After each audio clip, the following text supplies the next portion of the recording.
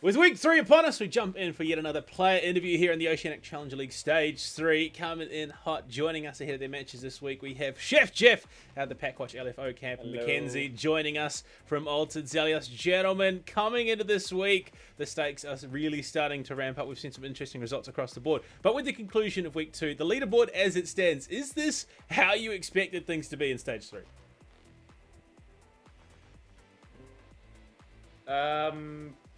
No. No. Not at all? No.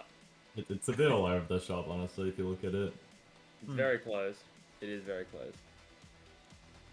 I think like for all the points, everyone's kind of like, there's no real definitive like first place. I guess we'll see after this week.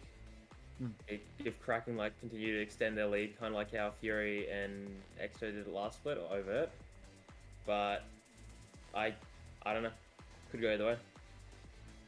Yeah, it's looking like Kraken and Forsaken look to be the two right now, but anything can happen in 2 losses and then they're neutral instead of 2-0 up. So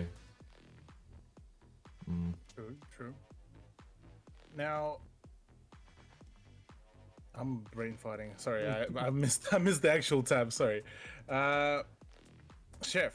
So far, you guys had a bit of a interesting stage, beating out Stage 2 champs in week 1, and then having an unfortunate loss to 8th place team back in Stage 2 Kraken.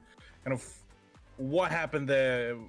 Is there any kind of insight that you can provide to us without kind of obviously?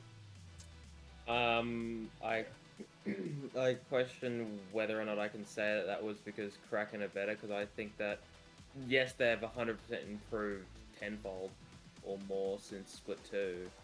However, it was definitely more on us just not playing the game, at all. We just weren't clicking, nothing was working. We definitely hadn't had any practice leading up to it, because there was a lot of availability issues for people. There was a lot of issues going between weeks 1 and week 2, and we've hoped that we've solved it now, but we can never really be too sure. And for me, it's always kind of like a hint of cautious optimism. So, Okay. And Mckenzie, obviously, Altered Zelios, they haven't had the cleanest of run to kick things off. But, I mean, week 1, you still go a full 12 rounds. Week 2, you go that one step further. And that is, obviously, with Goonbag stepping away from the roster and KT stepping in as that 5th full time. I mean, mentally, how is the team doing at the stage that you guys are at? well, ever since week 1, we've been here and there with players, and now that officially Goon's out, where it's a reshuffle we've got a reshuffle on roles, and right now we're actually looking pretty confident. Everyone's not learning their roles, but everyone's refining their roles to a point now where it works on every map, and we're cracking through it right now. So I think we're looking pretty set for week 3. All right. Now, gentlemen, both weeks of OCL so far presented us with quite an unusual set of map picks, and more popular maps so far has been kind of swept under the rug. Is it, in your opinion, kind of the start of the meta for maps switching around, or is it more kind of leaning towards kind of first weeks being more so experimental? I think week 1 and 2 was literally just Oceanic Chalet, Oceanic Chalet League. That's all it was. There's I think I look at Liquipedia, there's 5 Chalet picks in 2 weeks. Yep, that's the one. That's more than all of the Split 1 and Split 2 combined, no?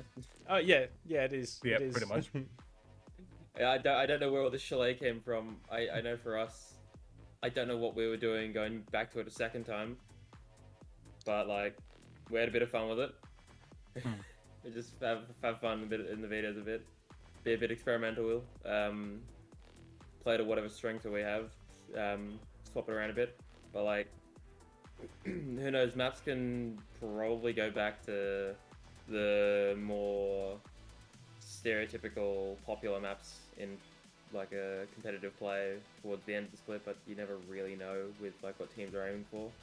Everyone's probably thinking, oh, Oregon's boring, Clubhouse is boring, Cafe's a bit boring. Everyone kind of knows how every team's going to play it, and the meta hasn't really shifted that much in the new season with Thunderbird because it doesn't really have that much impact on the meta. So like everyone could probably want to aim for best of ones just to shoot for out of people's comfort zones and aim for something that's just not a stock standard map.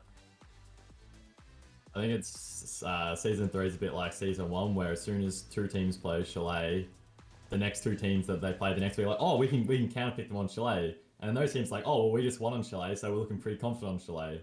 Until that, then we get Chalet for 3 weeks straight or some crap. So Yeah. Sounds like you're talking about Swingsman in Oregon.